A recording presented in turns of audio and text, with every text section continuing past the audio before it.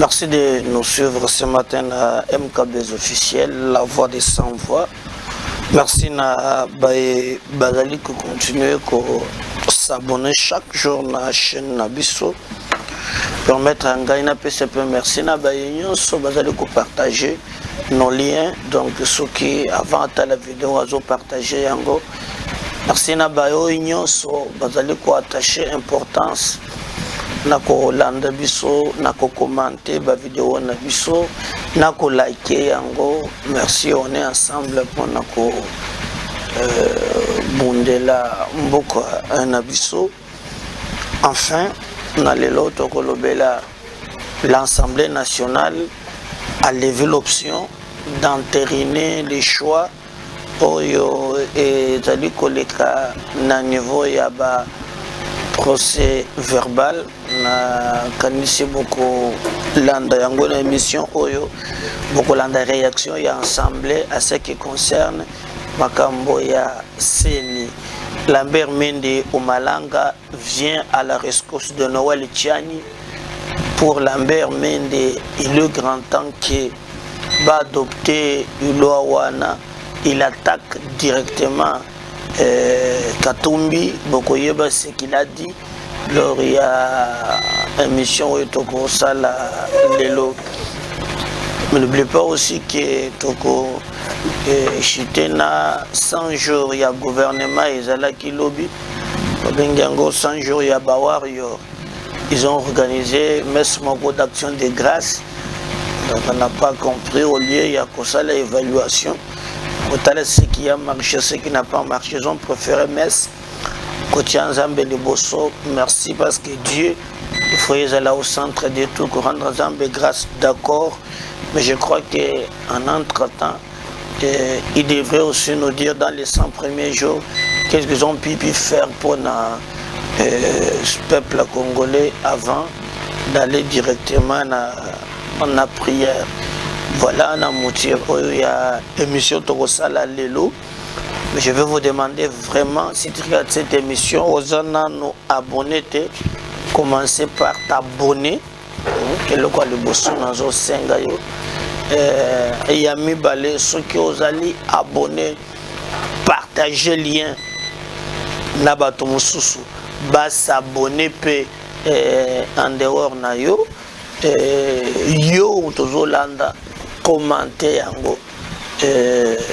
Toujours senga vraiment yango. Et nous de l'autre côté, tous allés go senga que oyeba kozala vraiment monto allés go songa biso oteto komisa message na biso sans problème.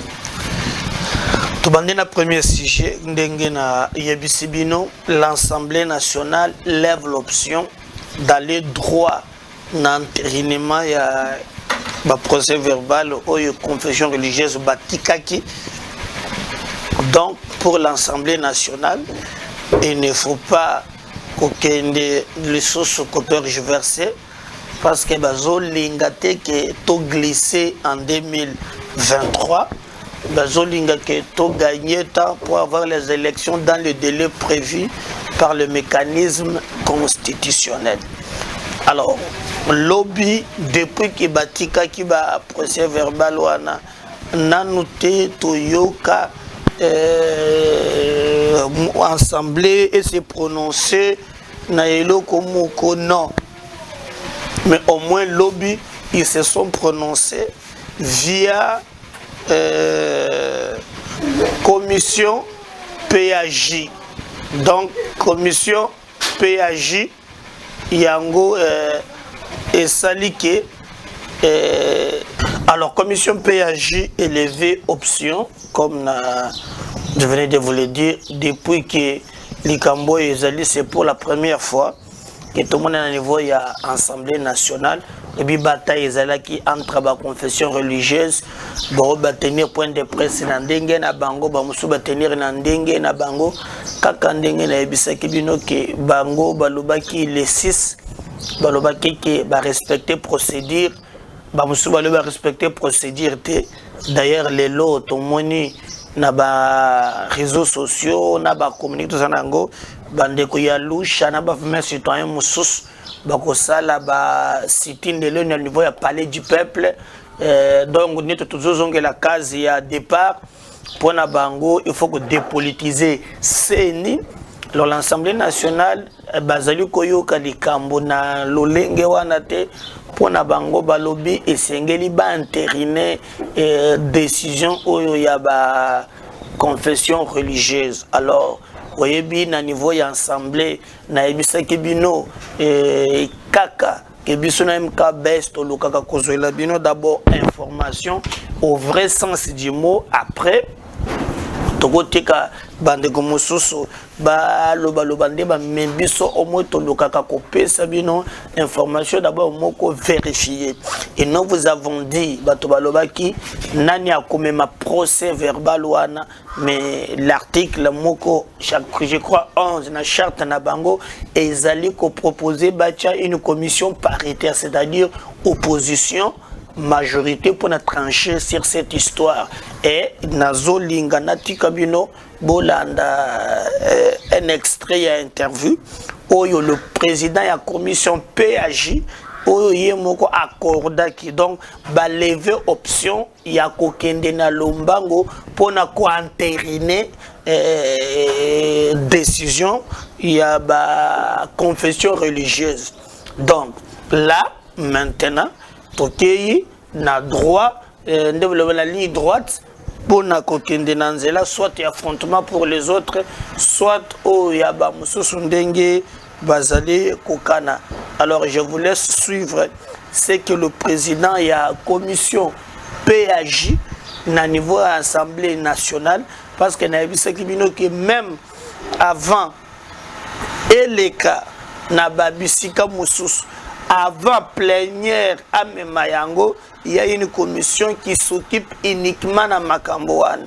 Et cette commission, au niveau assemblée, c'est la commission PAG, est-ce qu'on a respecté la procédure? Est-ce que alors, Bolanda, c'est que André Mbata, professeur, Alobaki, à ce qui concerne Makamboya Sini, Nalingi-Tolandaye.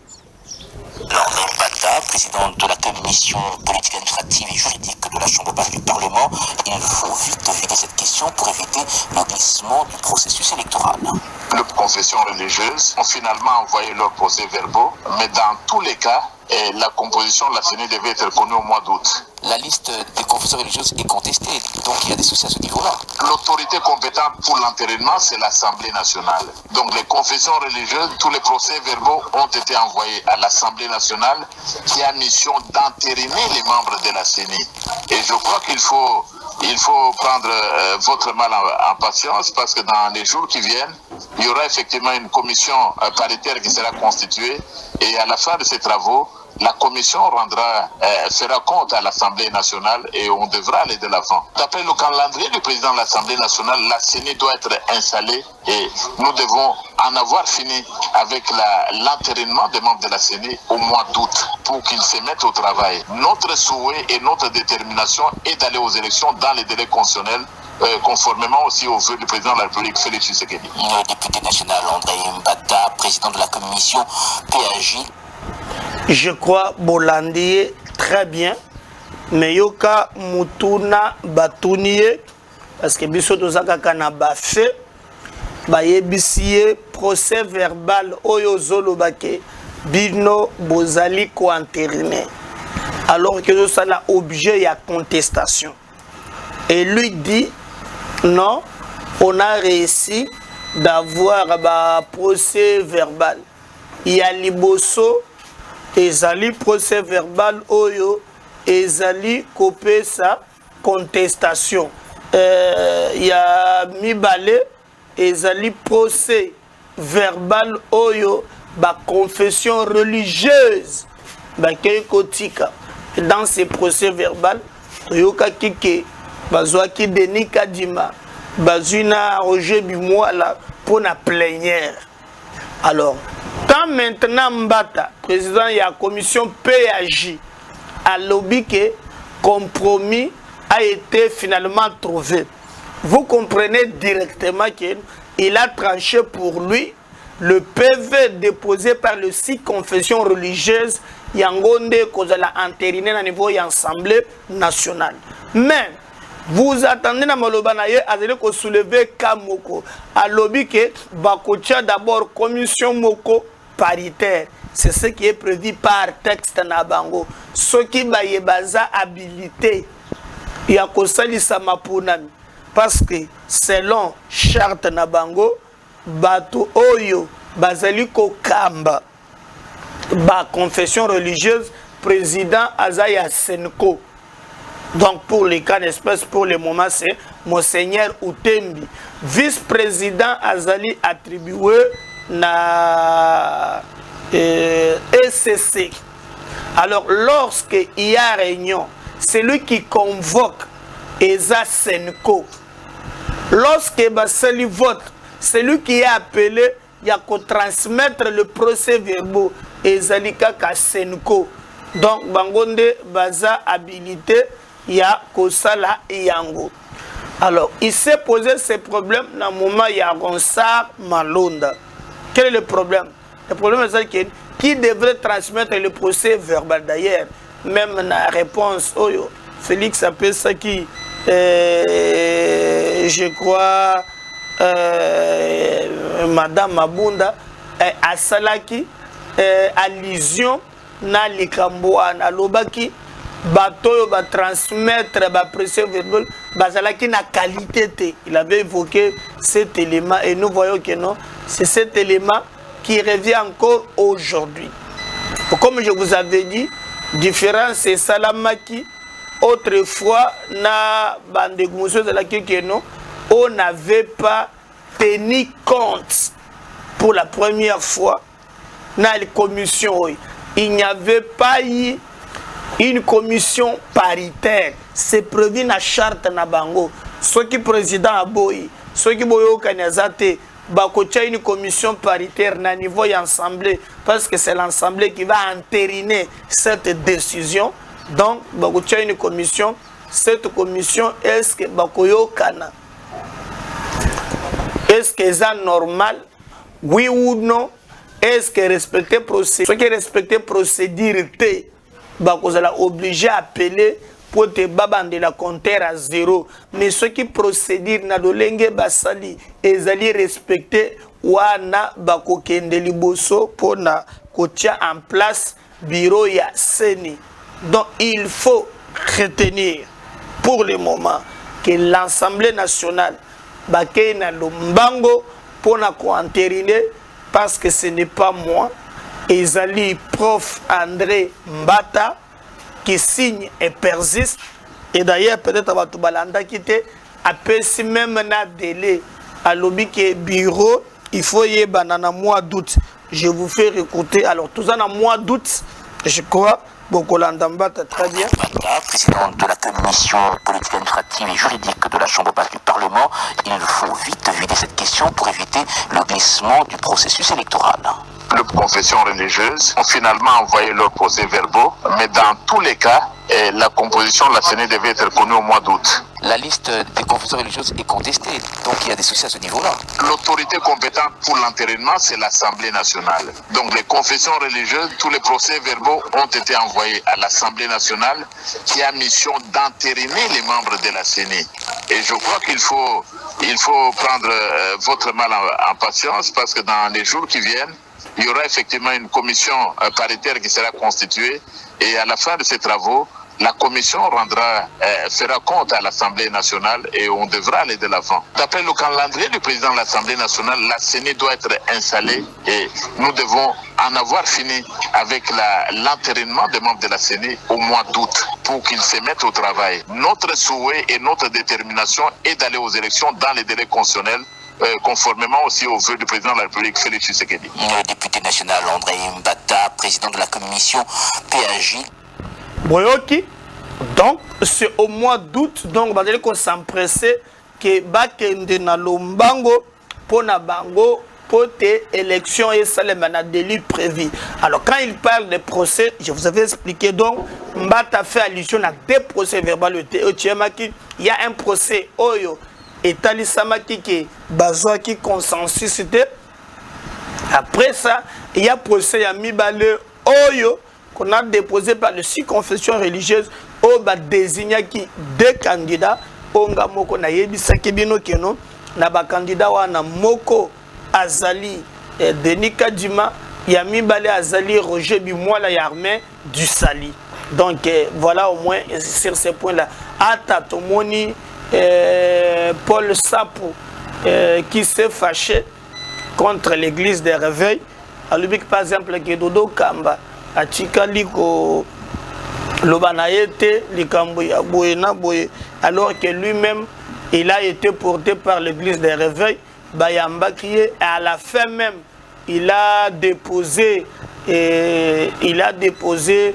document naye, il a fait une interview oyo bazala kina yango mais il ne comprend pas comment bagoki ko ba kazala kité ou azali porté par confession mordonne. En bref, retenez que nous allons maintenant dans chemin moko soit ça passe ou ça casse. Donc l'Assemblée nationale lève l'option. Mais de l'autre côté, manifestation, il y a Rinde, il y a Ebisekibino, Ezoko Banako, Tikate. Et les lots, quand on fait cette émission, il faut retenir que Bandeko, il y a un mouvement citoyen, Bako Zalawana, Pona, Ko Salaba marche. Donc, Trozana Bandeko, il y a un mouvement. Loucha, à lobby, pas question. Na ba mouvement Moussous, le lobby à niveau, il y a palais du peuple. Pour contester les Kanisiwana Oyo Assemblée nationale à lever. Donc pour la bango il faut dépolitiser la CENI et j'apprends même que Batobazolo Bao Bazongi Sabango sous na table de négociation. Mais comment ça va se faire? Parce que la table de négociation Bapesaki Bango 48 heures compromis et zoamité. Je ne vois pas l'église catholique ni ECC dit ma position, il y a l'église des réveils, l'église kimbanguiste, l'église indépendantiste, et tout ça, l'église ébélé, je ne vois pas l'église Moko céder en faveur, il y a Mouninga. Donc, il y a beaucoup de choses, tout autour, il y a dossier Wana, mais nous pensons que le plus important, que le Congo gagne, parce que élection, il y a des problèmes, il y a souveraineté, il y a peuple, il y a des moments peuple, il y a renoué, bandeko oyo bazaba dirigeant baye ko senga suffrage et pas ya souverain primaire. Je vous avais dit bandeko nangai na entame que tokolobela makambo oyo ya Noël Tiani bomone mikolo ya kombi ko simba ba polo moko boye oyo azanango kaka na maboko akomi de père et mère ce qui ba banda ko teka yango azosalango promotion moi mingi. Mais depuis que ba déposé cette proposition de loi, ba réaction ezoko banako continuer. Et c'est notre source, n'a pas une autre fois que ba bengaki ba juriste ba yebazali kolandela mibeko ba bengaki Noël Tiani citoyen Mbosso ba fandeka bande ko étudier no lengeni ni bakokaki ko sala été faisabilité ya loi ou à disposition à proposition wana et ça les masanke et violer mon côté débat et salamaki makas et selon batumusu balobaki pour te salema et sengeli ba réviser constitution bomoni et sengeli ba réviser constitution oyo ezali code la disposition zoloba congolais d'origine pour postuler, Bakomisango congolais des pères et des mères. Mais nous avons vu même Bandekumusu lancer pétition pour te batoba signer yango pour accompagner cette proposition. Mais la population aussi peut se prononcer même via le référendum. Il peut aussi se prononcer. Mais de l'autre côté, nous avons vu au-delà, il y a des bandes de père et mère, il y a quelqu'un maintenant qui s'invite dans le débat. Lui, c'est Lambert Mende Omalanga, l'homme au verbe facile. Tchakou national. Ndenge, bandeko tcheba kombo yakala. Wana, moutapese kango kondo, Tshisekedi. Lambert Mende explique en long en large, par exemple le cas Naya Lobby, hier, à Bota, Ndoga via Lambert, moi c'est Nazalaka Congolais, à Bota na Sogi Mundele, moi c'est à Libanda, Azana Bana Mibale. Maintenant, Lobby pour lui, Bana Naye, Bakozala na Bango, candidat présidenté. Je risque de tenir mon tour. Ils ont solo par le problème exact. Il faut se sacrifier l'intérêt général et l'intérêt personnel. Pour Lambert Mende, à lobby, à Boïté, qui a tombé à Congolais. Mais les Cambodgiens, va verrouiller dans nos présidences à la République. Il a parlé par exemple aux États-Unis, à lobby, qui s'est dit à docteur Wana Bazolobela. À lobby, en termes, il y a Mayele, il y a misala oyo randa kina États-Unis montole qui est azate mais lokola abotami na mabele États-Unis te mokolo moko te bakomona kaye à la tête il y a États-Unis. Donc chaque pays ezana ba loi oyo ezali ko protéger souveraineté na bango. Alors pour Lambert Mende Moni eza mabete. Pourquoi selon lui empêcher même Batouba réfléchir autour Yamboka Nabango à ce qui concerne l'Ikambouana. D'ailleurs, vous le savez très bien qu'avant Mende Aloba, Thierry Moussene pour aller président Ligue des jeunes, il y a parti naïe, appelle ce qui position sur cette histoire. Je crois que Toko Tchelabino, Oyo, président Ligue des jeunes, Moussene pour Aloba qui avant, mais beaucoup l'andapé, extrait wana Lambert Mende Aloba qui, le bosso journaliste, Oyazo Talissa, en long, en large, Bolam, Oyezali, ceux qui t'ont verrouillé, accès à la présidence na Batounyons.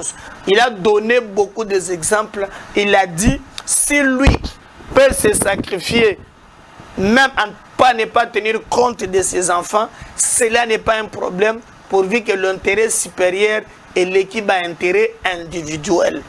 Alors, je crois que vous avez suivi sur ces points. Bandeko Bazalaka na niveau et ensemble, ça ne passe pas. Et d'ailleurs, c'est parmi même les points Oyo et Zaliko créé par Rimon à niveau union sacrée, Bandeko Moussousou va se sentir que Baza ciblé.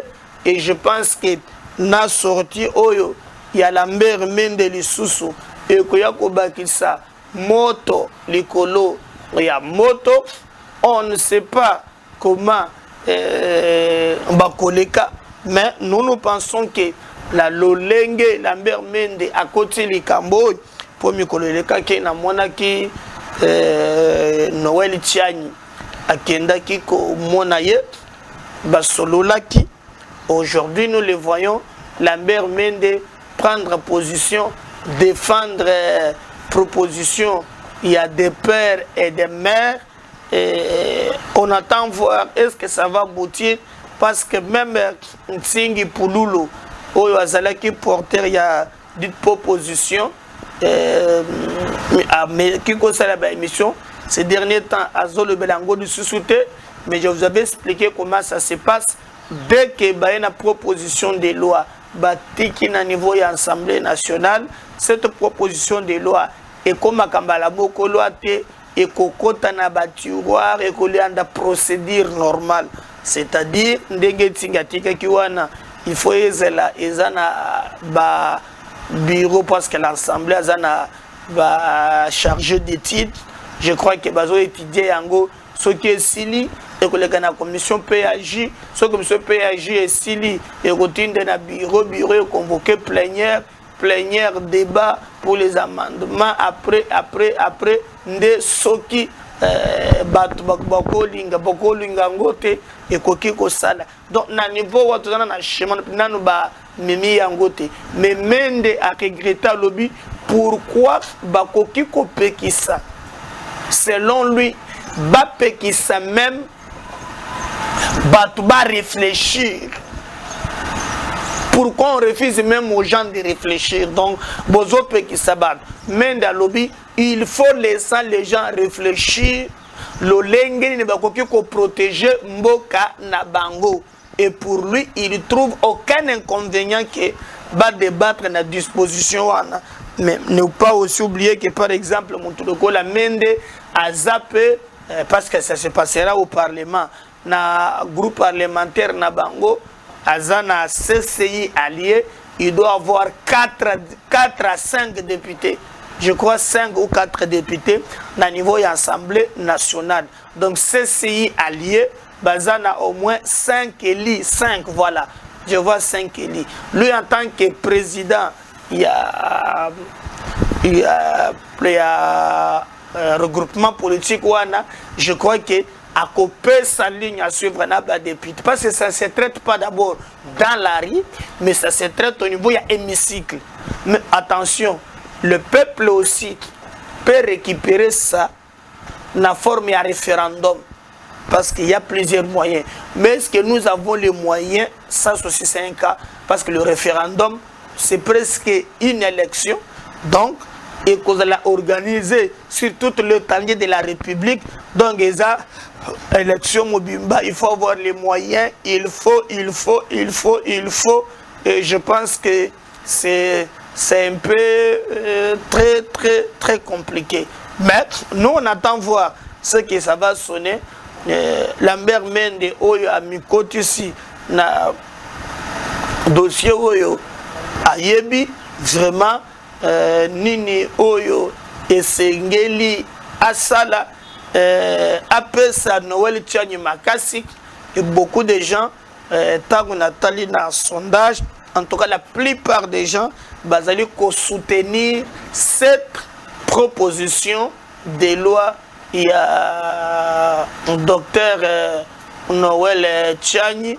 Alors nous on attend, tout le monde a Makambo, Lambert Mende, Alobaki, ceux qui en réalité Okosalema, Penza Ndenge et Sengeli et Bisso MKB officiel, on va vous accompagner pour Nabota la Lolengenini, Makambo et Sengeli et les cas. Et en ce moment-là, nous croyons que non, Makambo et Koleka Malam, donc restez branchés.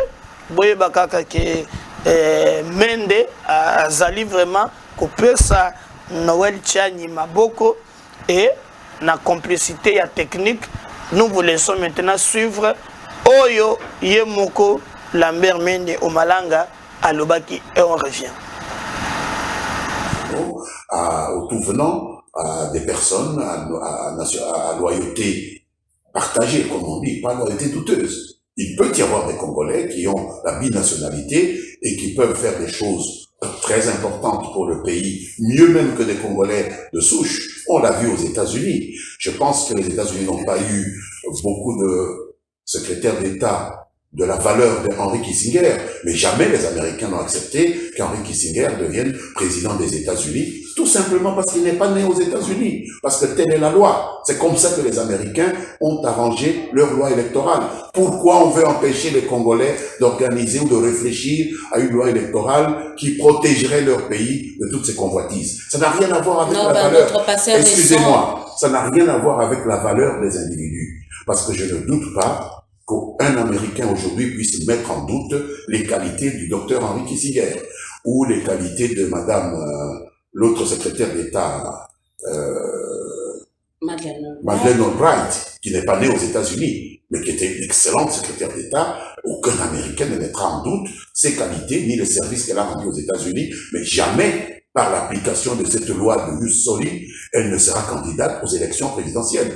Et là, on ne parle pas d'exclusion ou quoi. Pourquoi seulement ici au Congo, ça devient une exclusion? Donc, en gros, certains ils disent avec cette loi, il faut être regardant avec qui on doit se marier, avec qui, je veux dire, parce que l'expression, on doit faire des enfants si on veut un jour que votre fils ou fille accède, on se dit. Écoutez, je vais vous faire une confidence. Ok. Moi, j'ai des enfants qui sont binationaux, puisque ma femme n'est pas congolaise. Mais ça ne m'empêche pas de réfléchir de manière tout à fait rationnelle. je sais qu'avec si cette loi venait, les enfants ne pourront pas briguer le poste de président de la République. Et ça vous dérange pas? Mais pourquoi ça me dérangerait? Parce que l'intérêt national, l'intérêt supérieur de la nation passe au-dessus de mes intérêts à moi. Si je suis capable de faire abstraction de mes intérêts, je peux même me sacrifier moi-même. Je peux sacrifier mes enfants. Et ezali kopé ça passe. Mais une introduction qui n'a kolobeli sous makambo ya gouvernement Sama Lukonde bakokisi 100 jours. 100 jours na bango yokokaki lobby. Ils ont organisé messe moko d'action de grâce. Donc le colo ya meswana en tout cas ba rendre grâce na Nzambe. 100 jours ya ba warrior ba lobby oyo ba kokaki koloba ba kena jardin ya ba premier tout le monde vraiment le président de la République azalaki wana. Mais je n'ai pas vu aussi le gouvernement réagir par rapport à ces Congolais qui tués en Inde. Et si seulement si, na moni ba photo moko batinde lingai awa.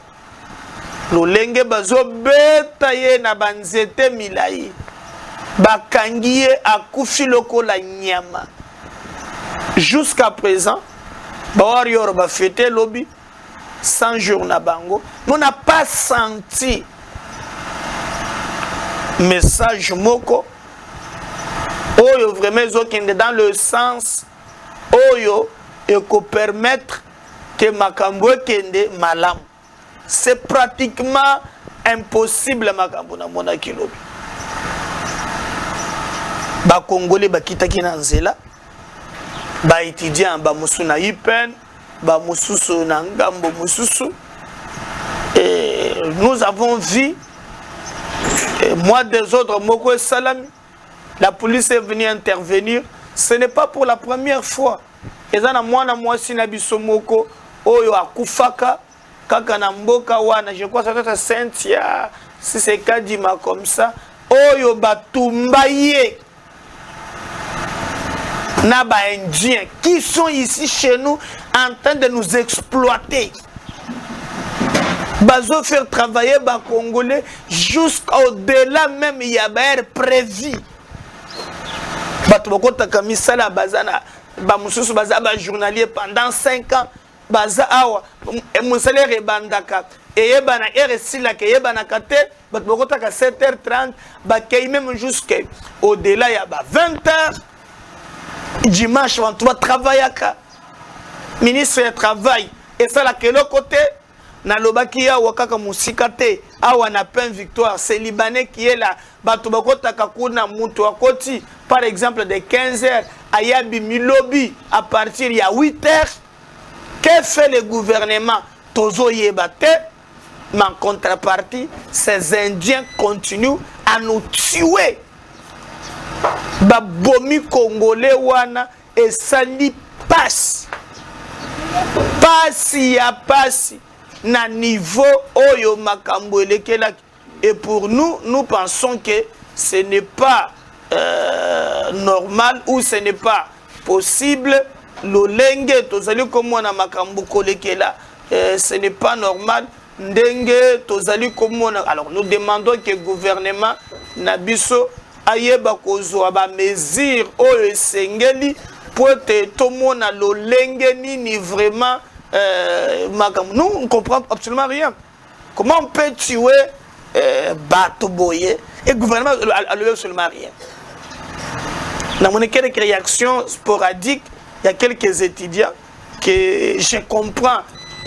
L'autre par exemple le magasin ya chinois na ba indien ezala qui fermé. Mais ce n'est pas possible.